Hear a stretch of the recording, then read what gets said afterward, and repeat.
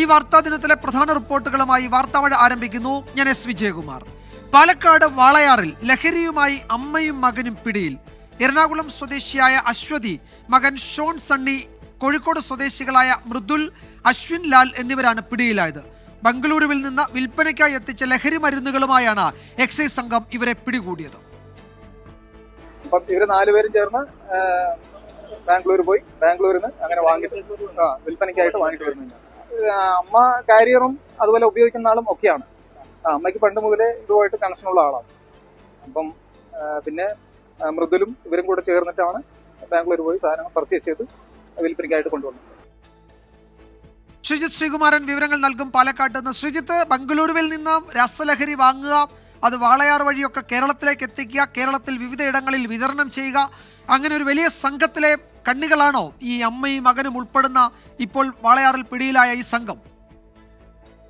തീർച്ചയായും വിജയകുമാർ, നിരവധി തവണ ഈ സംഘം കടത്തിയിട്ടുണ്ട് ഇത്തരത്തിൽ ലഹരി മരുന്ന് എന്നാണ് എക്സൈസിന് ഏറ്റവും ഒടുവിൽ ലഭിച്ചിരിക്കുന്ന വിവരം. വാഹന പരിശോധനയ്ക്കിടെ യാദർച്ഛികമായാണ് ഈ സംഘത്തെ കാണുന്നത്. സംശയം തോന്നിയ ശേഷം ഈ 2 യുവാക്കളെ കണ്ടപ്പോൾ സംശയം തോന്നിയപ്പോൾ നടത്തിയൊരു പരിശോധനയാണ് ഏറ്റവും ഒടുവിൽ 12 ഗ്രാം MDMA എന്ന ഒരു കണക്കിലേക്ക് എത്തിയിരിക്കുന്നത് എക്സൈസ് സംഘത്തിന്. എന്തായാലും ഈ അമ്മയും അശ്വതിയും അതുപോലെ തന്നെ ഷോൺ സണ്ണിയും മാതാപിതാക്കളാണ്, ക്ഷമിക്കണം, അമ്മയും മകനുമാണ് എന്ന തരത്തിൽ ആദ്യഘട്ടത്തിൽ എക്സൈസ് വിവരം ഉണ്ടായിരുന്നില്ല. പിന്നീട് നടത്തിയ കൂടുതൽ പരിശോധനയിലും ചോദ്യം ചെയ്യലിലുമാണ് അമ്മയും മകനുമാണെന്ന് എക്സൈസിന് ബോധ്യപ്പെട്ടത്.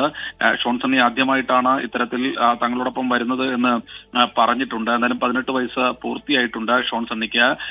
ഇതിനു മുൻപും സമാനമായ രീതിയിൽ ഈ അശ്വതി ഇത്തരത്തിൽ ലഹരി മരുന്ന് കടത്തിയിട്ടുണ്ട് എന്ന് വിവരം ലഭിച്ചിട്ടുണ്ട്. ഇവർ ഉപയോഗിക്കുന്നയാളും അതുപോലെ തന്നെ കരിയറുമാണ് എന്ന വിവരമാണ് ഏറ്റവും ഒടുവിൽ ലഭിക്കുന്നത്. മറ്റ് 2 യുവാക്കൾ കോഴിക്കോട് സ്വദേശികളാണ്. പക്ഷേ ഇവർ എറണാകുളത്ത് സമാനമായ രീതിയിൽ ഇത്തരത്തിൽ വിൽപ്പന നടത്തുന്ന ആളുകളാണ് അല്ലെങ്കിൽ ഉപയോഗിക്കുന്ന ആളുകളാണ് എന്ന വിവരവും ലഭിക്കുന്നുണ്ട്. എന്തായാലും എക്സൈസ് സംഘം ഇവരെ കൂടുതൽ ചോദ്യം ചെയ്തു വരികയാണ്. നാളെ മാത്രമേ കസ്റ്റഡി കഴിഞ്ഞ് അറസ്റ്റിലേക്ക് കടന്ന് പിന്നീട് ഈ പറയുന്ന പോലെ റിമാൻഡ് അടക്കമുള്ള ഇവർ എവിടേക്കാണ് വന്നത്? ഇപ്പോ എറണാകുളത്തേക്കാണോ ഇവർ ഈ രാസലഹരിയുമായി വരാൻ ശ്രമിച്ചതല്ലേ, തീരുമാനിച്ചത്? അങ്ങനെയാണെങ്കിൽ ഇവിടുത്തെ ഇടപാടുകാരാണ് അത്തരം വിവരങ്ങളൊക്കെ എക്സൈസിന് ലഭിച്ചിട്ടുണ്ടോ?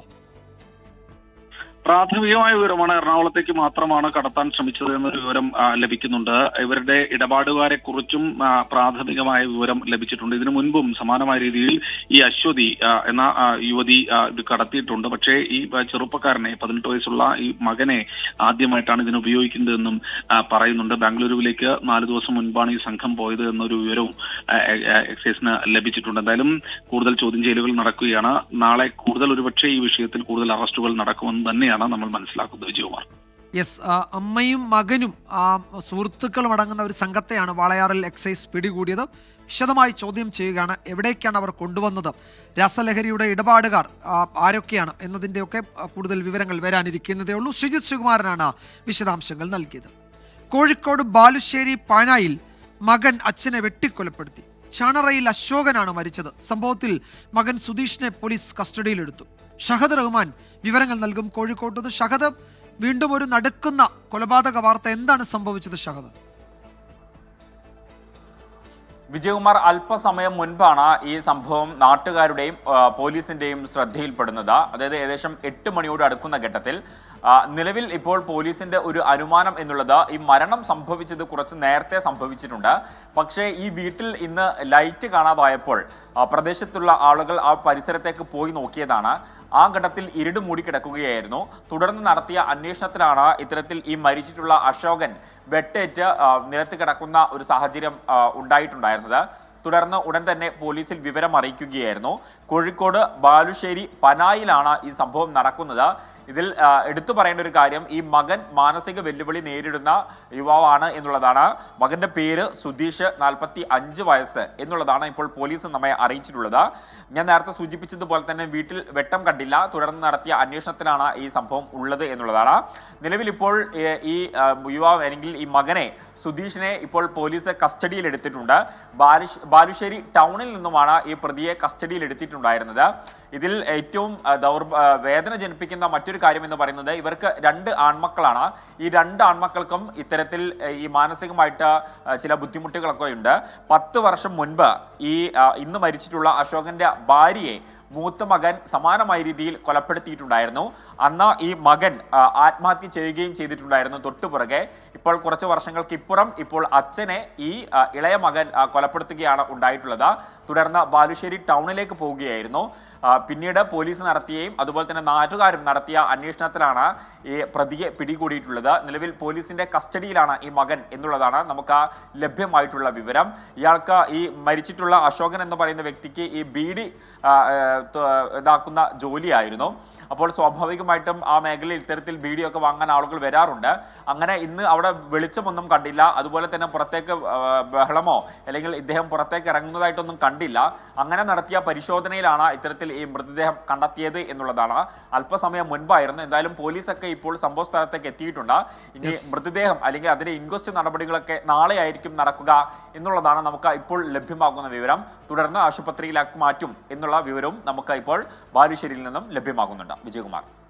യെസ്, ഷഹദ് റഹ്മാനാണ് വിവരങ്ങൾ നൽകിയത്. രണ്ടു മക്കളും മാനസികമായ വെല്ലുവിളി നേരിടുന്നവരായിരുന്നു. അതിലൊരാൾ അമ്മയെ വെട്ടിക്കൊലപ്പെടുത്തി നേരത്തെ, അതിനുശേഷം അയാൾ ആത്മഹത്യ ചെയ്തു. ഇപ്പോൾ മറ്റൊരു മകൻ അച്ഛനെ വെട്ടിക്കൊലപ്പെടുത്തി. അതിനുശേഷം അയാളെ കോഴിക്കോട് ടൗണിൽ നിന്ന് ഇപ്പോൾ പോലീസ് പിടികൂടിയിട്ടുണ്ട്, കസ്റ്റഡിയിൽ എടുത്തിട്ടുണ്ട്. വിശദാംശങ്ങൾ വരാനിരിക്കുന്നതേ ഉള്ളൂ. ചോദ്യം ചെയ്യുകയാണ്. സംസ്ഥാനത്തെ ലഹരി വ്യാപനം തടയാൻ കർമ്മ പദ്ധതികളുമായി സർക്കാർ. രൂപരേഖ തയ്യാറാക്കുന്നതിന് ചീഫ് സെക്രട്ടറിയുടെ അധ്യക്ഷതയിൽ സെക്രട്ടറി തല സമിതി രൂപീകരിക്കാൻ മുഖ്യമന്ത്രി വിളിച്ച ഉന്നതതല യോഗത്തിൽ തീരുമാനമായി. LP ക്ലാസുകൾ മുതൽ തന്നെ ലഹരി വിരുദ്ധ ബോധവൽക്കരണം തുടങ്ങണമെന്ന് യോഗത്തിൽ മുഖ്യമന്ത്രി നിർദ്ദേശിച്ചു. സംസ്ഥാനത്തെ ലഹരി വ്യാപനം തടയുന്നതിനായി ജനകീയ ക്യാമ്പയിന് തുടക്കമിടാനാണ് സർക്കാരിന്റെ തീരുമാനം. ഇപ്പോൾ ലഹരിക്കെതിരെ നടക്കുന്ന എല്ലാ പ്രചാരണ പരിപാടികളും സംയോജിപ്പിച്ച് ഏപ്രിൽ മാസം മുതൽ അതിവിപുലമായ ലഹരി വിരുദ്ധ ക്യാമ്പയിൻ നടപ്പാക്കുമെന്ന് മുഖ്യമന്ത്രി പിണറായി വിജയൻ അറിയിച്ചു. ലഹരി വിരുദ്ധ ക്യാമ്പയിന്റെ ഭാഗമായിട്ട് നമുക്ക് എന്തൊക്കെ ചെയ്യാൻ സാധിക്കും, അതാണ് നമ്മൾ ആലോചിക്കുന്നത്. വിവിധ വകുപ്പുകൾ കൂടിച്ചേർന്നുകൊണ്ടുള്ള ഒരു സംവിധാനമായിരിക്കും. അത് വിമുക്തി മാത്രമായാൽ പോരാ എന്നാണ് എനിക്ക് തോന്നുന്നത്. അപ്പൊ അതിന് പറ്റുന്ന ഒരു നടപടി നമ്മളൊന്നാണ് ഉണ്ടാകുന്നത്. കുട്ടികളെ കായിക രംഗത്ത് ആകർഷിക്കാൻ കൂടുതൽ പരിപാടികൾ സംഘടിപ്പിക്കും. ഹോസ്റ്റലുകളും പൊതുയിടങ്ങളും ലഹരി മുക്തമാണെന്ന് ഉറപ്പാക്കാനുള്ള നടപടികൾ കൈക്കൊള്ളാനും മുഖ്യമന്ത്രി നിർദ്ദേശം നൽകി. പോലീസിന്റെയും എക്സൈസിന്റെയും സംയുക്ത എൻഫോഴ്സ്മെന്റ് കൂടുതൽ ഫലപ്രദമാക്കും. മയക്കുമരുന്ന് സാന്നിധ്യം കണ്ടെത്താനുള്ള ആധുനിക ഉപകരണങ്ങൾ വാങ്ങാനും സ്നിഫർ ഡോഗുകളുടെ സാന്നിധ്യം വർദ്ധിപ്പിക്കാനും മുഖ്യമന്ത്രി നിർദ്ദേശിച്ചു. ഓൺലൈൻ ലഹരി വ്യാപാരം തടയാനുള്ള നടപടികൾ ശക്തമാക്കും. എയർപോർട്ട്, റെയിൽവേ, തുറമുഖം എന്നിവ കേന്ദ്രീകരിച്ച പരിശോധന ഊർജിതമാക്കും. കൊറിയറുകൾ, പാഴ്സലുകൾ, ടൂറിസ്റ്റ് വാഹനങ്ങൾ തുടങ്ങി കേരളത്തിന്റെ അതിർത്തിയിലേക്ക് കടന്നുവരുന്ന വാഹനങ്ങൾ പരിശോധനയ്ക്ക് വിധേയമാക്കണമെന്നും മുഖ്യമന്ത്രി നിർദ്ദേശിച്ചു. ലഹരി വ്യാപനം ചെറുക്കുന്നതിനായി സമഗ്ര രൂപരേഖ തയ്യാറാക്കുന്നതിനായി സെക്രട്ടറി തല സമിതി രൂപീകരിക്കും. ചീഫ് സെക്രട്ടറിയുടെ നേതൃത്വത്തിലാകും സമിതി. രൂപരേഖ മന്ത്രിതല സമിതി ചർച്ച ചെയ്ത് തീരുമാനത്തിലേക്ക് പോകും.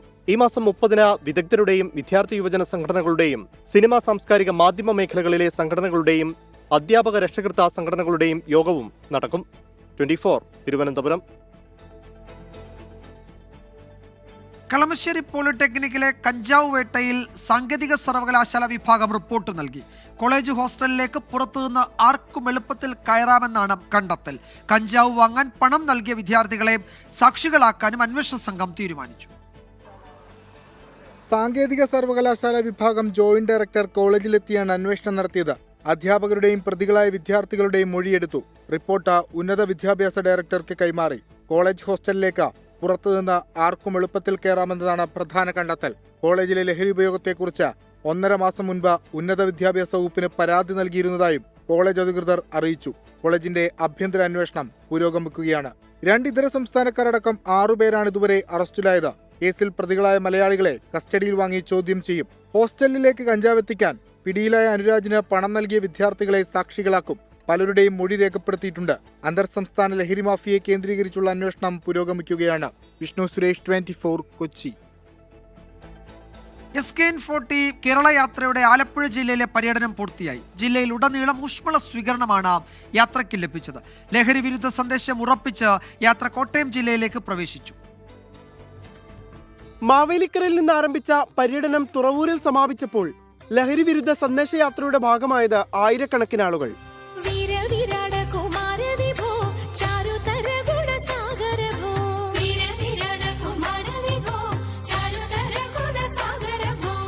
പുന്നമടക്കായലിൽ നിന്നാണ് 2ാം ദിവസത്തെ യാത്ര തുടങ്ങിയത്.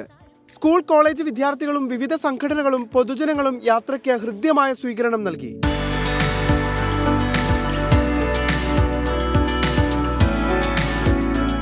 സ്കൂളുകളിൽ നമ്മൾ എൻ്റെ സൈക്കോളജിക്കലായിട്ട് പല കാര്യങ്ങൾ നമ്മൾ ചെയ്യുന്നുണ്ട്. ഇപ്പോൾ ഉദാഹരണത്തിന് ഇപ്പോൾ ഈ കുട്ടികളിൽ മിക്കവരും അവരുടെ ഒരു ഫ്രസ്ട്രേറ്റഡ് മൈൻഡ് കാരണമാണ് ഇത് ഉണ്ടാകുന്നുള്ളതാണ് പൊതുവെ ഇപ്പോൾ വിലയിരുത്തി വരുന്നത്. നഗര ഗ്രാമ വ്യത്യാസമില്ലാതെ പടർന്നു പിടിക്കുന്ന ലഹരി എന്ന വിപത്തിനെതിരെ ഇടറാത്ത ശബ്ദമാണ് ആലപ്പുഴ ജില്ലയിൽ SKN40 കേരള യാത്ര പകർന്നു നൽകിയത്. തുറവൂർ തൈക്കാട്ടുശ്ശേരി പാർക്കിൽ നടന്ന സമാപന സമ്മേളനത്തിൽ നൂറുകണക്കിന് ആളുകൾ പങ്കാളികളായി.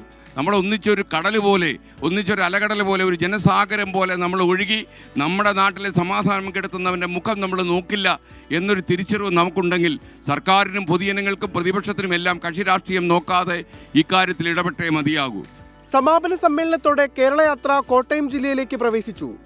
വൈക്കത്ത് നിന്ന് good morning with R Sreekandan Nair ഷോയോടെ കോട്ടയം ജില്ലയുടെ വിവിധ പ്രദേശങ്ങളിലേക്ക് 2 ദിവസം നീണ്ടു നിൽക്കുന്ന പര്യടനത്തിന് തുടക്കമാകും. 24 ആലപ്പുഴ. ഇപ്പോൾ വരുന്ന ഒരു പ്രധാന റിപ്പോർട്ടിലേക്ക്. വനിതാ ലോകകപ്പ് ക്രിക്കറ്റിന് തിരുവനന്തപുരത്തെയും വേദിയായി പരിഗണിക്കുന്നു.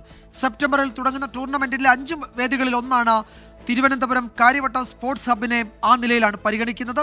സ്പോർട്സ് ഡെസ്കിൽ നിന്ന് അനിൽ വാസുദേവ് വിശദാംശങ്ങൾ നൽകും. അനിൽ, ഔദ്യോഗിക പ്രഖ്യാപനം ഇക്കാര്യത്തിൽ എപ്പോഴുണ്ടാകും? അങ്ങനെയാണെങ്കിൽ അതിനുള്ള ഒരുക്കങ്ങൾ കാര്യവട്ടത്ത് ഇതിനോടകം തുടങ്ങിയിട്ടുണ്ടാകുമല്ലോ അല്ലേ? തീർച്ചയായിട്ടും ഔദ്യോഗിക പ്രഖ്യാപനമായിട്ടില്ലെങ്കിൽ പോലും KC അടക്കം ഈ വിവരം BCCI നിർദ്ദേശം നൽകി കഴിഞ്ഞു എന്നുള്ളതാണ് നമുക്ക് കിട്ടുന്ന വിവരം. അതായത് സെപ്റ്റംബറിലാണ് ഈ വനിതാ ലോകകപ്പിന് 50 ഓവർ ഫോർമാറ്റിലുള്ള ലോകകപ്പിന് തുടക്കമാവുന്നത്.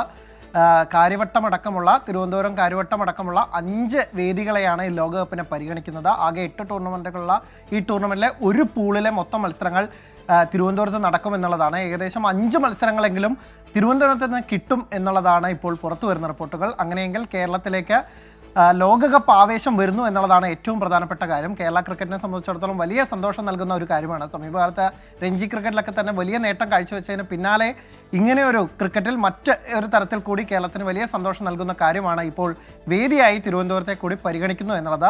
വിശാഖപട്ടണം അടക്കമുള്ളവയാണ് മറ്റ് വേദികളായി പരിഗണിക്കുന്നത്. ഈ സമയത്ത് കേരളത്തിൽ മഴയില്ല എന്നതടക്കമുള്ള കാര്യങ്ങളാണ് ഇപ്പോൾ പരിഗണിച്ചിരിക്കുന്നത്. ആ സമയത്താണ് കേരള ക്രിക്കറ്റ് ലീഗിൻ്റെ 2ാം എഡീഷന് KCA പദ്ധതി കിട്ടിയിരുന്നത്. പക്ഷേ അതിൻ്റെ കാര്യത്തിലടക്കം അത് ചിലപ്പോൾ മാറ്റിവെക്കേണ്ടി വരും, ഇക്കാര്യത്തിന് പ്രഥമ പരിഗണന നൽകേണ്ടി വരും എന്ന തരത്തിലുള്ള നിർദ്ദേശങ്ങൾ KCAക്ക് നൽകിയിട്ടുണ്ടെന്നാണ് നമുക്ക് ലഭിക്കുന്ന വിവരം. എന്തായാലും വലിയ സന്തോഷം നൽകുന്ന കാര്യമാണ്. കഴിഞ്ഞ ഏകദിന ലോകകപ്പിൽ പുരുഷ ലോകകപ്പ് ഇവിടേക്ക് വരേണ്ടതാണ്, പക്ഷേ പരിശീലന മത്സരങ്ങൾ മാത്രമാണ് അന്ന് കിട്ടിയത്. അതിൻ്റെ ഒരു നിരാശ നമുക്കുണ്ടായിരുന്നു. പക്ഷേ ഇത്തവണ ഔദ്യോഗിക മത്സരങ്ങൾ, ലോകകപ്പ് മത്സരങ്ങൾ തന്നെ നമുക്ക് കിട്ടുന്നു എന്നുള്ളത് വലിയ സന്തോഷം നൽകുന്ന കാര്യമാണ്. സെപ്റ്റംബറിൽ തുടങ്ങുന്ന ടൂർണമെന്റിന്റെ 5 വേദികളിൽ ഒന്നായി തിരുവനന്തപുരം കാര്യവട്ടം സ്പോർട്സ് ഹബിനെ പരിഗണിക്കുന്നു എന്ന വിവരമാണ് ഇപ്പോൾ വരുന്നത്. സ്പോർട്സ് ഡെസ്കിൽ നിന്ന് അനിൽ വാസുദേവാണ് വിവരങ്ങൾ നൽകിയത്. കണ്ണൂർ മുഴപ്പിലങ്ങാട് BJP പ്രവർത്തകൻ സൂരജിനെ കൊലപ്പെടുത്തിയ കേസിൽ 8 CPM പ്രവർത്തകർക്ക് ജീവപര്യന്തം ശിക്ഷ വിധിച്ച് തലശ്ശേരി ജില്ലാ സെഷൻസ് കോടതി. കേസിലെ 11ാം പ്രതിയെ 3 വർഷം കഠിന തടവിനും വിധിച്ചു.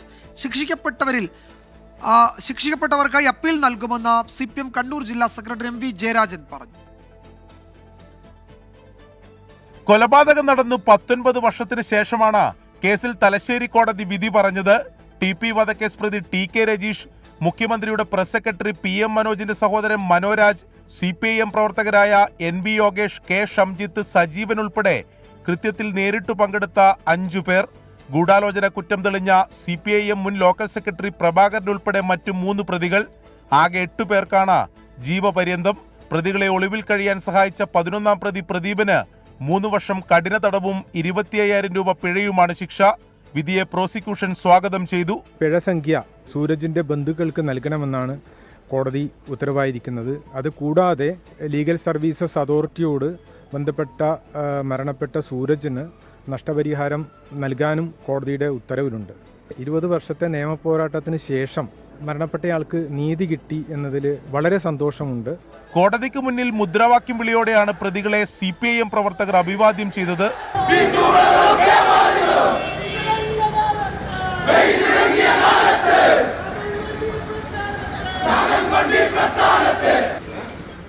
പ്രതികൾക്കായി ഹൈക്കോടതിയിൽ അപ്പീൽ നൽകുമെന്ന് ജില്ലാ സെക്രട്ടറി MV ജയരാജൻ. കോടതി ഇപ്പോൾ തെളിവുകളും വസ്തുതകളും നോക്കിയിട്ടായിരിക്കും ഇപ്പം ശിക്ഷ വിധിച്ചത്. പക്ഷെ അതിൻ്റെ മേലെ നിരപരാധികളായ ഇപ്പോൾ ശിക്ഷിക്കപ്പെട്ടവരെ ഹൈക്കോടതിയിൽ അപ്പീൽ കൊടുത്ത് അവരെ രക്ഷിക്കാൻ വേണ്ടിയിട്ടും അവരുടെ നിരപരാധിത്വം കോടതിയുടെ മുമ്പാകെ തെളിയിക്കാൻ വേണ്ടിയും പരിശ്രമിക്കും. CPM-ൽ നിന്ന് മാറി BJP-യിൽ ചേർന്ന വിരോധത്തിൽ സൂരജിനെ വെട്ടിക്കൊലപ്പെടുത്തിയെന്നാണ് കേസ്. 2005 ഓഗസ്റ്റ് 7-നായിരുന്നു സംഭവം. TP കേസിൽ പിടിയിലായ TK രജീഷ് നടത്തിയ കുറ്റസമ്മതമൊഴി പ്രകാരം രജീഷിനെയും മനോരാജിനെയും പിന്നീടാണ് കേസിൽ പ്രതി ചേർത്തത്. കേസിലെ 1-ാം പ്രതി PK ഷംസുദ്ദീനും 12-ാം പ്രതി TP രവീന്ദ്രനും സംഭവത്തിന് ശേഷം മരിച്ചിരുന്നു. 24 കണ്ണൂർ. BJP സംസ്ഥാന അധ്യക്ഷനായി രാജീവ് ചന്ദ്രശേഖർ ചുമതലയേറ്റു. കേരളത്തിന്റെ സംഘടനാ തെരഞ്ഞെടുപ്പ് ചുമതലയുള്ള പ്രഹ്ലാദ് ജോഷി സംസ്ഥാന കൗൺസിൽ യോഗത്തിൽ പ്രഖ്യാപനം നടത്തി. BJPയെ കേരളത്തിൽ അധികാരത്തിലെത്തിക്കുകയാണ് ലക്ഷ്യമെന്ന് രാജീവ് ചന്ദ്രശേഖർ പറഞ്ഞു.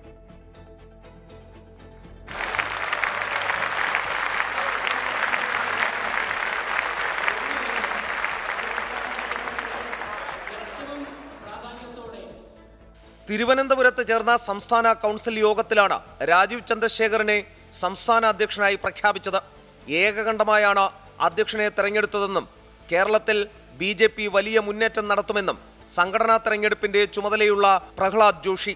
പദവിയിൽ അഭിമാനമെന്ന് ചുമതല ഏറ്റെടുത്ത ശേഷം രാജീവ് ചന്ദ്രശേഖർ വികസിത കേരളമാണ് ലക്ഷ്യമെന്നും BJPയെ അധികാരത്തിലെത്തിച്ചേ മടങ്ങൂ എന്നും പ്രഖ്യാപനം. നമ്മുടെ ഹൈക്കമാൻഡും നമ്മുടെ പ്രഭാരിയും നിങ്ങളെല്ലാവരും തന്ന ദൗത്യം അധികാരത്തിൽ കൊണ്ടുവരാൻ BJP NDAനെ അധികാരത്തിൽ കൊണ്ടുവരാനാണ് എന്റെ ദൗത്യം. ഇത് പൂർത്തീകരിച്ച് മാത്രമേ ഞാൻ മടങ്ങിപ്പോകുള്ളൂ. രാജീവ് ചന്ദ്രശേഖറിന്റെ വരവ് വലിയ മാറ്റമുണ്ടാക്കുമെന്ന് കേന്ദ്രമന്ത്രി സുരേഷ് ഗോപി. കേരളം BJPക്ക് ബാലികേറാമലയല്ലെന്ന് അധ്യക്ഷ സ്ഥാനമൊഴിഞ്ഞ K. സുരേന്ദ്രനും പറഞ്ഞു.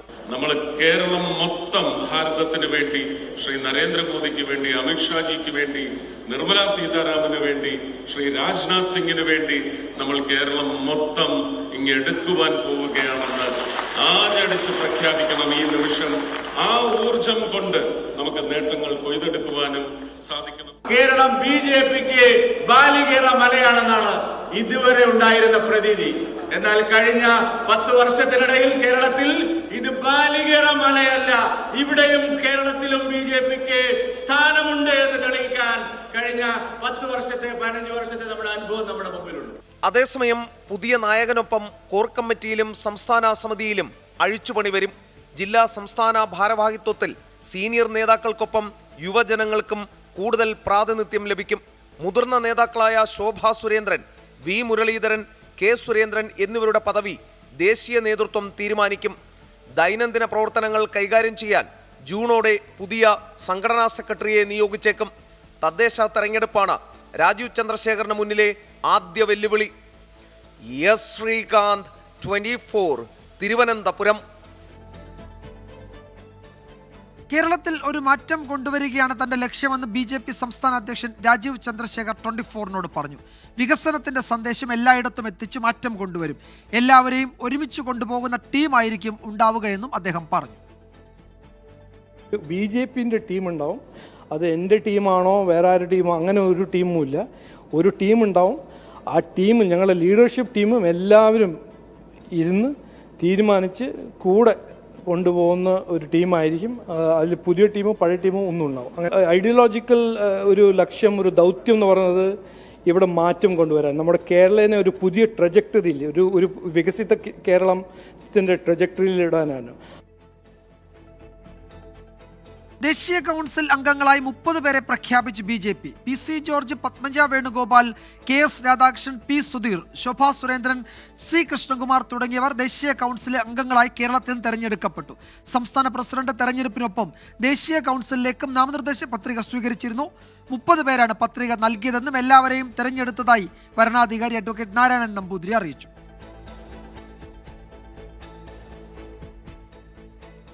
കൂട്ട ഉപവാസത്തിലേക്ക് കടന്ന സെക്രട്ടേറിയറ്റിന് മുന്നിലെ സമരം ശക്തമാക്കിയ ആശാ വർക്കേഴ്സ്. രാപകൽ സമരത്തിന്റെ 43-ാം ദിവസമാണ് കൂട്ട ഉപവാസം നടത്തിയത്. അതേസമയം ക്ഷണിച്ചിട്ടാണ് സമരവേദിയിലേക്ക് പോയതെന്ന കേന്ദ്രമന്ത്രി സുരേഷ് ഗോപിയുടെ പ്രതികരണം സമരസമിതി നേതാക്കൾ സ്ഥിരീകരിച്ചു. നമുക്കും ജപ്തിയുടെ വക്കിലാണ്. ഭർത്താവ് സുഖമില്ല, നടു തേയ്മാനമായിട്ടാണ്, ജോലിക്ക് പോകാൻ പറ്റില്ല. ബുദ്ധിമുട്ടുകൾ തന്നെയാണ്. ഞങ്ങളെ കൂട്ടത്തിൽ വിധവകളുണ്ട്, പഠിക്കണ പിള്ളേരുള്ള അമ്മമാരുണ്ട്, നിരാഹാര സമരത്തിന്റെ 5ാം ദിവസവും ആശമാരുടെ വാക്കുകൾക്ക് ഇടർച്ചയില്ല. രാപ്പകൽ സമരത്തിന്റെ 43ാം ദിവസവും സെക്രട്ടേറിയറ്റ് പടിക്കലും വിവിധ ജില്ലാ കേന്ദ്രങ്ങളിലും ആശമാർ കൂട്ട ഉപവാസമിരുന്നു. അതിനിടെ ആശമാർ ക്ഷണിച്ചിട്ടാണ് സമരവേദിയിലേക്ക് പോയതെന്ന സുരേഷ് ഗോപിയുടെ പ്രതികരണം സമരസമിതി നേതാക്കൾ ശരിവെച്ചു. ഞങ്ങൾ ഈ സമരം തുടങ്ങുന്ന സമയത്ത് തന്നെ ഈ സമരപന്തലിലുള്ള ആളുകൾ, ആശാവർക്കർമാർ, എല്ലാ രാഷ്ട്രീയ പാർട്ടിയിൽ ഉൾപ്പെടുന്ന ആളുകളുമുണ്ട്.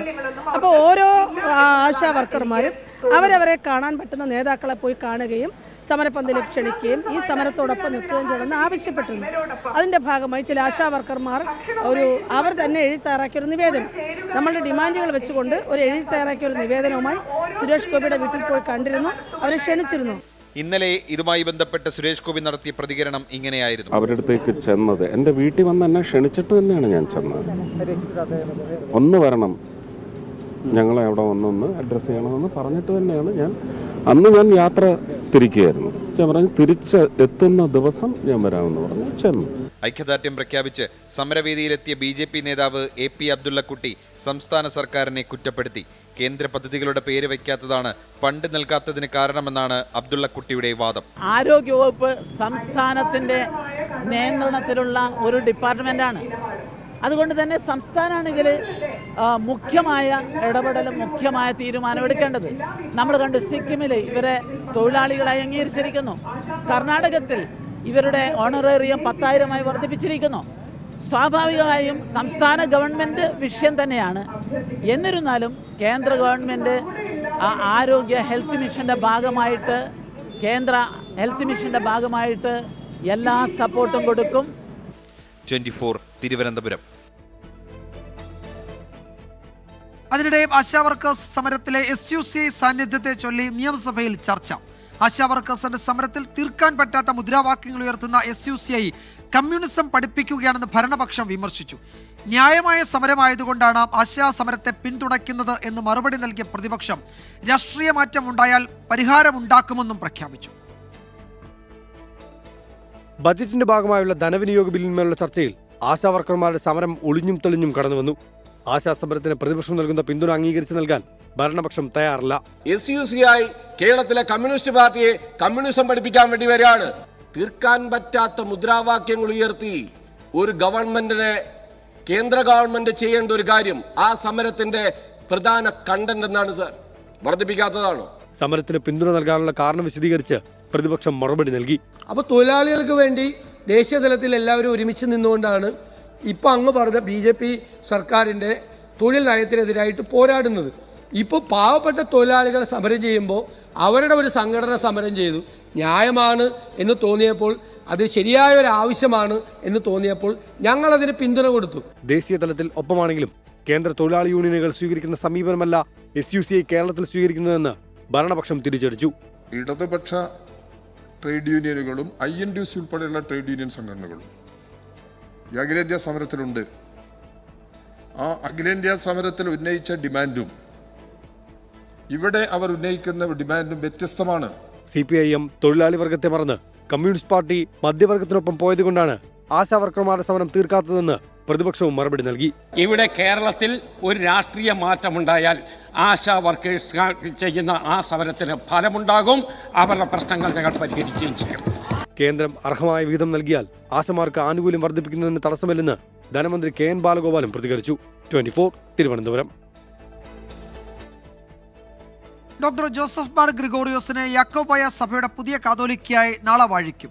ലെബനൻ തലസ്ഥാനമായ ബെയ്റൂത്തിലെയും അച്ചാനെ സെന്റ് മേരീസ് കത്തീഡ്രലിൽ നടക്കുന്ന ചടങ്ങിന് ആഗമാന സുറിയാനി സഭയുടെ തലവൻ ഇഗ്നാത്യോസ് അപ്രേം ദ്വിതീയൻ പാത്രിയാർക്കീസ് ബാവയാണ് നേതൃത്വം നൽകുന്നത്. വാഴിക്കൽ ചടങ്ങിന്റെ തത്സമയ വിവരങ്ങൾ പ്രേക്ഷകരിലെത്തിക്കാൻ ബെയ്റൂത്തിൽ നിന്ന് ടീം 24 സജ്ജമാണ്. ഉയർന്നു വന്ന വിമർശനങ്ങളെയും പ്രതിസന്ധികളെയും മറികടന്നുകൊണ്ട് പുതിയ കാതോലിക്ക ബാവയെ വാഴിക്കാനൊരുങ്ങുകയാണ് യാക്കോബായ സുറിയാനി സഭ. ആഗമാന സുറിയാനി സഭയുടെ പരമാധ്യക്ഷൻ ഇഗ്നാത്യോസ് അപ്രേം രണ്ടാമൻ മുഖ്യ കാർമ്മികത്വം വഹിക്കുമ്പോൾ ദേവദാരുക്കളുടെ നാടായ ലെബനോനും ആ ചരിത്ര മുഹൂർത്തത്തിന് ഒരുങ്ങിക്കഴിഞ്ഞു. കേരളത്തിൽ നിന്നും 400-ലധികം പേരാണ് ചടങ്ങിന് സാക്ഷ്യം വഹിക്കാൻ ബെയ്റൂട്ടിലെത്തിയത്. സഭാചരിത്രത്തിന്റെ ഭാഗമാകാൻ ഒരുങ്ങുന്നവരിൽ കുട്ടികൾ മുതൽ മുതിർന്നവർ വരെയുണ്ട്. വൈകുന്നേരം ലെബനോൻ സമയം 5 മണിക്കാണ് കാതോലിക്ക വാഴ്ച ചടങ്ങുകൾ നടക്കുന്നത്. അത് ഏകദേശം ഒരു 2 മണിക്കൂർ സമയത്തോളം ശുശ്രൂഷകൾ ഉണ്ടാകും. അതിൽ പ്രധാനമായിട്ടും യാക്കോബായ സുറിയാനി സഭയുടെ നാട്ടിൽ നിന്നുള്ളതായ എല്ലാ ബിഷപ്സും തന്നെ അതിനകത്ത് എത്തിച്ചേർന്നിട്ടുണ്ട്. അതുപോലെ ആഗമാന സുറിയാനി ഓർത്തഡോക്സ് സഭയുടെ എല്ലാ മെത്രാപ്പോലിത്തമാരും ഇതിൽ സംബന്ധിക്കുന്നുണ്ട്. കേരളത്തിന് പുറമെ അമേരിക്ക, കാനഡ, ഗൾഫ് രാജ്യങ്ങളിൽ നിന്നെത്തിയവരും ഏറെ. കാലം ചെയ്ത ബസേലിയോസ് തോമസ് പ്രഥമൻ കാതോലിക്ക ബാവയുടെ പിൻഗാമിയായാണ് ഡോക്ടർ ജോസഫ് മാർ ഗ്രിഗോറിയസിനെ കാതോലിക്ക സ്ഥാനത്തേക്ക് വാഴിക്കുന്നത്. ഈ കാണുന്ന സെന്റ് മേരീസ് കത്തീഡ്രൽ പള്ളിയിൽ വെച്ചാണ് യാക്കോബായ സഭയുടെ പുതിയ കാതോലിക്കയെ പാത്രിയർക്കീസ് ബാവ വാഴിക്കുന്നത്. ചടങ്ങിൽ വിവിധ ക്രൈസ്തവ സഭയുടെ മേലധ്യക്ഷന്മാരും മെത്രാപ്പൊലിത്തന്മാരും പങ്കെടുക്കും. പുറമെ കേന്ദ്ര സംസ്ഥാന സർക്കാരുകളുടെ പ്രതിനിധികളും ചടങ്ങിൽ പങ്കാളികളാകും. അച്ചാനയിലെ പാത്രിയർക്ക അരമനയിൽ നിന്നും ഗീസ് പീറ്റർ, 24. സഭാതർക്കം പരാമർശിച്ച ഇഗ്നാത്തിയോസ് അപ്രേം രണ്ടാമൻ പാത്രിയാർക്കീസ് ബാവ ക്രിസ്തുവിന്റെ ജീവിതപാഠം ഉൾക്കൊണ്ട് പരസ്പരം സമാധാനത്തോടെ കഴിയണം. കത്തോലിക്ക വാഴിക്കൽ യാക്കോബായ സഭയ്ക്ക് ചരിത്രപരമായ നിമിഷമാണെന്നും പാത്രിയാർക്കീസ് ബാവ പറഞ്ഞു. ബെയ്റൂത്തിൽ നിന്ന് ഗീസ് പീറ്റർ തയ്യാറാക്കിയ റിപ്പോർട്ടിലേക്ക്. I want to assure our people in Malankara of our spiritual care, fatherly love and blessings and prayers on behalf of all of you, and to assure you that we will always be ready to do whatever it takes and to sacrifice anything and everything for the benefit of our people, people that have witnessed to their faith throughout the centuries with dedication and with love of God and love of the neighbor. ഇപ്പോൾ വരുന്ന ഒരു പ്രധാന റിപ്പോർട്ടിലേക്ക്. അനധികൃത സ്വത്ത് സമ്പാദന കേസിൽ ADGP MR Ajith Kumar ആരോപണമുക്തൻ. കവടിയാറിലെ വീട് നിർമ്മാണത്തിലും ഫ്ളാറ്റ് ഇടപാടിലും ക്രമക്കേടില്ല എന്ന് വിജിലൻസിന്റെ അന്തിമ റിപ്പോർട്ട്. PV അൻവറിന്റെ ആരോപണങ്ങൾ വിജിലൻസ് തള്ളി. ഉമേഷ് ബാലകൃഷ്ണൻ വിവരങ്ങൾ നൽകും. തിരുവനന്തപുരത്ത് നിന്ന് ഉമേഷ്, എന്തൊക്കെയാണ് വിജിലൻസ് ഇക്കാര്യത്തിൽ നൽകിയ റിപ്പോർട്ടിലെ പരാമർശങ്ങൾ? അജിത് കുമാറിന്, ADGP MR അജിത് കുമാറിന് ക്ലീൻ ചിറ്റ് ആണോ ഈ റിപ്പോർട്ട്?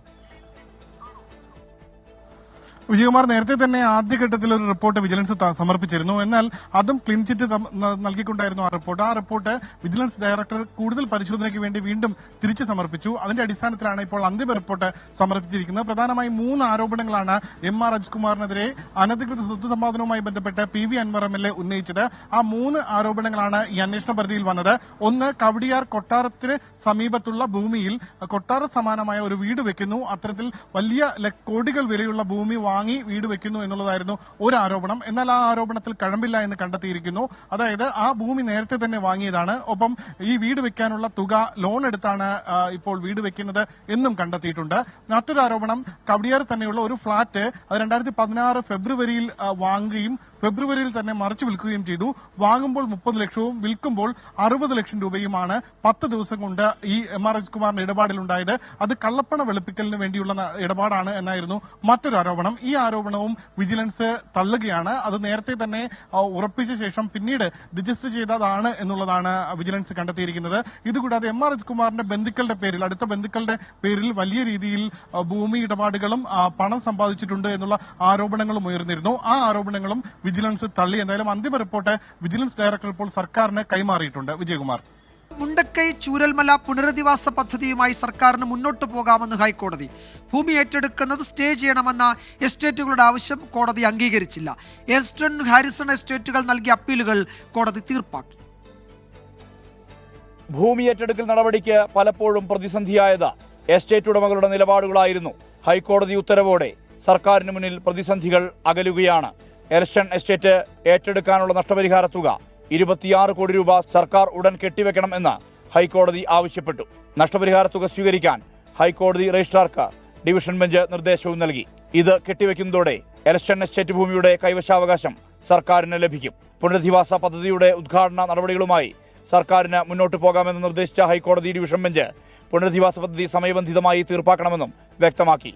മുന്നിൽ തടസ്സങ്ങളില്ലാത്ത സാഹചര്യത്തിൽ സർക്കാർ നടപടികൾ പൂർത്തിയാക്കി പുനരധിവാസം വേഗത്തിലാക്കണമെന്നാണ് ദുരന്തബാധിതരുടെ ആവശ്യം. സർക്കാർ അതിൻ്റെ ബുദ്ധിമുട്ടുകളും കാര്യങ്ങളും പറഞ്ഞിട്ടുണ്ടെങ്കിലും സന്തോഷകരമായിട്ടുള്ളൊരു മറുപടിയാണ് ഹൈക്കോടതി നമുക്ക് തന്നിട്ടുള്ളത്. അപ്പോൾ എത്രയും പെട്ടെന്ന് സർക്കാർ ഇതായിട്ട് മുന്നോട്ട് പോയിട്ട് പിന്നെ പുനരധിവാസം 8 മാസം കഴിഞ്ഞ് മരിച്ച ആൾക്കാരുടെ ആണ്ടാവാനായി പറഞ്ഞ ആ ഒരു 10 സെന്റ് എന്നുള്ളതിലേക്ക് ഇനി മാറാൻ പറ്റുമല്ലോ. കാരണം 2 എസ്റ്റേറ്റും എടുത്തത് കൊണ്ട് തന്നെ സ്ഥലം കിട്ടുമല്ലോ. അപ്പോൾ അതിനനുസരിച്ച് 10 സെന്റ് തന്നെ നമുക്ക് പുനരധിവാസം തരണം എന്നാണ് പറയുന്നത്. ഈ മാസം 27-നാണ് മുഖ്യമന്ത്രി കൽപ്പറ്റ എൽഷൻ എസ്റ്റേറ്റിൽ ടൗൺഷിപ്പിന് തറക്കല്ലിടുന്നത്. അതേസമയം മുണ്ടക്കയിൽ നിന്നുള്ള 17 പേരെയും റാട്ടപ്പാടിയിലെ കുടുംബങ്ങളെയും പടവെട്ടിക്കുന്ന വില്ലേജ് റോഡ് പ്രദേശവാസികളെയും പട്ടികയിൽ പരിഗണിക്കണമെന്നും ആവശ്യം ഇപ്പോഴും ഉയരുകയാണ്. 24 വയനാട്. മുണ്ടക്കൈ ചൂരൽമല ഉരുൾപൊട്ടൽ ദുരന്ത ബാധിതർക്കായി വീട് നിർമ്മിക്കാൻ ഡിവൈഎഫ്ഐ സമാഹരിച്ച തുക മുഖ്യമന്ത്രിക്ക് കൈമാറി. 100 വീട് നിർമ്മിക്കുന്നതിനുള്ള 20 കോടി രൂപയും ധാരണാപത്രവുമാണ് കൈമാറിയത്. ദുരന്തമുണ്ടായ സമയത്ത് കേന്ദ്ര സർക്കാർ സഹായം നൽകിയില്ല എന്ന് മുഖ്യമന്ത്രി പിണറായി വിജയൻ ആവർത്തിച്ചു.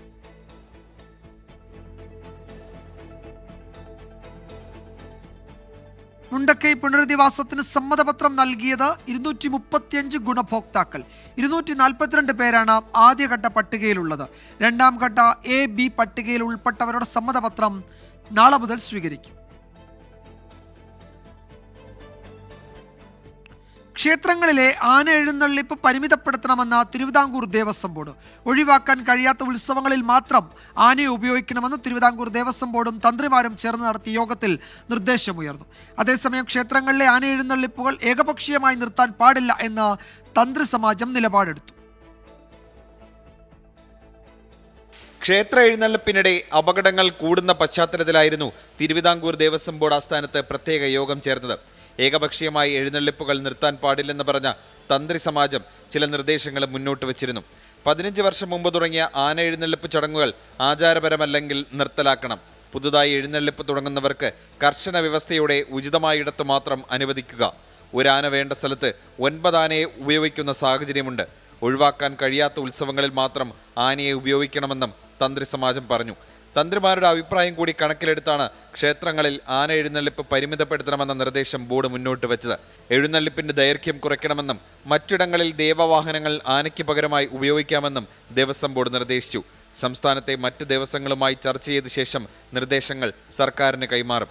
സർക്കാരാകും അന്തിമ തീരുമാനമെടുക്കുക. 24 തിരുവനന്തപുരം. ശബരിമലയിൽ മമ്മൂട്ടിക്ക് വേണ്ടി വഴിപാട് നടത്തിയതിൽ തെറ്റെന്തെന്ന് മോഹൻലാൽ ചോദിച്ചു. വഴിപാട് രസീത് ദേവസ്വം ബോർഡിലെ ആരോ ലീക്ക് ചെയ്ത് നൽകിയതാണ്.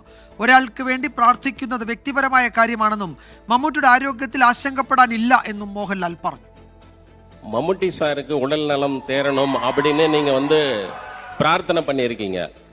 ஸோ உங்களுடைய அந்த ஆழமான நட்பு பத்தி ஏதாவது சொல்லுங்களேன். ശബരിമല പോയി അവർക്ക് വേണ്ടിയിട്ട് we did a പൂജ. അത് ദേവസ്വം ബോർഡിലെ யாரோ somebody leaked that receipt to the press. அது எதுக்கு சொல்லணும்? இட்ஸ் ஆல் வெரி பர்சனல் அல்ல. உங்களுக்காக ஒராள் ஒரு ப்ரே பண்ணுறது why should you tell? நிறைய பேர் பாருங்க I will pray for you എന്നിട്ട് அப்படியே வேற ஏதாவது பேசிட்டு இருக்கும். இஃப் ஐ ப்ரே ஃபார் யூன்னு சொன்னால் யூ மஸ்ட் ப்ரே இல்லையா? ஸோ அது மாதிரி என்னோட ஃப்ரெண்ட் அவர், என்னோட ஒரு brother. So it's nothing wrong, he is fine. அவ்வளோ திஸ் இஸ் அவருக்கு என்னமோ ஒரு சின்ன ஒரு ப்ராப்ளம் இருந்தது, எல்லாருக்கும் இருக்கும், அது மாதிரி தான். Nothing to worry. ഔദ്യോഗിക വസതിയിൽ കെട്ടുകണക്കിന് പണം കണ്ടെത്തിയ സംഭവത്തിൽ ഡൽഹി ഹൈക്കോടതി ജഡ്ജി യശ്വന്ത് വർമ്മയെ അലഹബാദ് ഹൈക്കോടതിയിലേക്ക് സ്ഥലം മാറ്റാൻ സുപ്രീം കോടതി കൊളീജിയത്തിന്റെ ശുപാർശ കേന്ദ്ര സർക്കാരിന് കൈമാറി. ജസ്റ്റിസ് യശ്വന്ത് വർമ്മയുടെ ജുഡീഷ്യൽ ചുമതലകൾ ഡൽഹി ഹൈക്കോടതി ചീഫ് ജസ്റ്റിസ് പിൻവലിച്ചു. ജസ്റ്റിസ് വർമ്മയെ ഇംപീച്ച് ചെയ്യണമെന്നും CBI ED അന്വേഷണം വേണമെന്നും അലഹബാദ് ബാർ അസോസിയേഷൻ ആവശ്യപ്പെട്ടു. യശ്വന്ത് വർമ്മയുടെ ജുഡീഷ്യൽ ചുമതലകൾ ഡൽഹി ഹൈക്കോടതി ചീഫ് ജസ്റ്റിസ് പിൻവലിച്ചതിന് പിന്നാലെയാണ് അസാധാരണ നടപടി. യശ്വന്ത് വർമ്മയെ അലഹബാദ് ഹൈക്കോടതിയിലേക്ക് സ്ഥലം മാറ്റാനുള്ള ശുപാർശ കൊളീജിയം കേന്ദ്ര സർക്കാരിന് അയച്ചു. സ്ഥലം മാറ്റാൻ തീരുമാനമെടുത്തിട്ടില്ല എന്നായിരുന്നു അനൗപചാരിക വാർത്താക്കുറിപ്പിൽ സുപ്രീം കോടതി അറിയിച്ചിരുന്നത്. അതേസമയം സ്ഥലം മാറ്റത്തിനെതിരെ അലഹബാദ് ഹൈക്കോടതി ബാർ അസോസിയേഷൻ പ്രതിഷേധിച്ചു. ജഡ്ജിയെ ഇംപീച്ച് ചെയ്യണം എന്നാണ് ആവശ്യം. സംഭവത്തെക്കുറിച്ച് അന്വേഷിക്കാൻ സുപ്രീം കോടതി നിയോഗിച്ച 3-അംഗ സമിതി അന്വേഷണ നടപടികൾ ആരംഭിച്ചു. ജസ്റ്റിസ് യശ്വന്ത് വർമ്മ സമീപകാലത്ത് പരിഗണിച്ച കേസ് വിവരങ്ങളും അന്വേഷണ സംഘം പരിശോധിക്കും. ഇതിനായി കേസുകളുടെ വിവരങ്ങൾ അന്വേഷണ സംഘം തേടി. വിഷയം സഭ നിർത്തിവെച്ച് ചർച്ച ചെയ്യണമെന്നാവശ്യപ്പെട്ട് പ്രതിപക്ഷാംഗങ്ങൾ പാർലമെന്റിന്റെ ഇരുസഭകളിലും നോട്ടീസ് നൽകിയെങ്കിലും പരിഗണിച്ചില്ല. 24 ഡൽഹി. മലയാളി അടക്കം 10 കപ്പൽ ജീവനക്കാരെ കടൽ കൊള്ളക്കാർ തട്ടിക്കൊണ്ടുപോയി. പാനമ പതാകയുള്ള ബിറ്റു റിവർ എന്ന ടാങ്കർ കപ്പലിന് നേരെയാണ് ആക്രമണമുണ്ടായത്. ലോമിൽ നിന്ന് ഡവാലയിലേക്കുള്ള യാത്രക്കിടെ ഈ മാസം 17-നായിരുന്നു സംഭവം. ഗിനിയ ഉൾക്കടലിലാണ് പനാമ പതാക വഹിച്ച ബിട്ടു റിവർ എന്ന ബിറ്റൂമൻ ടാങ്കർ കടൽക്കൊള്ളക്കാർ ആക്രമിച്ചത്. പശ്ചിമാഫ്രിക്കയിലെ സാവോ ടോമിലെയും പ്രിൻസിപ്പിലെയും ദ്വീപായ സാന്റോ ആന്റോണിയോ ഡോ പ്രിൻസിപ്പിന് ഏകദേശം 40 നോട്ടിക്കൽ മൈൽ അകലെ വെച്ചാണ് കടൽക്കൊള്ളക്കാർ കപ്പലിൽ പ്രവേശിച്ചത്. 3 കൊള്ളക്കാരൻ കപ്പലിൽ കയറി വെടിയുതിർത്ത് ഭീഷണിപ്പെടുത്തി. തുടർന്ന് കപ്പലിലെ 18 ജീവനക്കാരിൽ 10 പേരെ തട്ടിക്കൊണ്ടുപോവുകയായിരുന്നു. ഒരു മലയാളി അടക്കം 7 ഇന്ത്യക്കാരും 3 വിദേശികളും തട്ടിക്കൊണ്ടുപോയവരിൽ ഉൾപ്പെടുന്നു. ആക്രമണത്തിൽ ആർക്കും പരിക്കില്ലെന്നാണ് വിവരം. 8 ജീവനക്കാരെയും കപ്പലും കൊള്ളക്കാർ വിട്ടയച്ചു. ലോമിൽ നിന്ന് ഡൌവാലയിലേക്കുള്ള യാത്രക്കിടയിലാണ് കടൽക്കൊള്ളക്കാരുടെ ആക്രമണമുണ്ടായത്. റൂബിസ് എനർജി SAS-ന്റെ ഉടമസ്ഥതയിലുള്ള കപ്പൽ Maritech tanker management India private limited എന്ന കമ്പനിയാണ് കൈകാര്യം ചെയ്യുന്നത്. സംഭവത്തിൽ വിവരങ്ങൾ തേടുന്നതായി വിദേശകാര്യ മന്ത്രാലയ വൃത്തങ്ങൾ അറിയിച്ചു. 24 ഡൽഹി.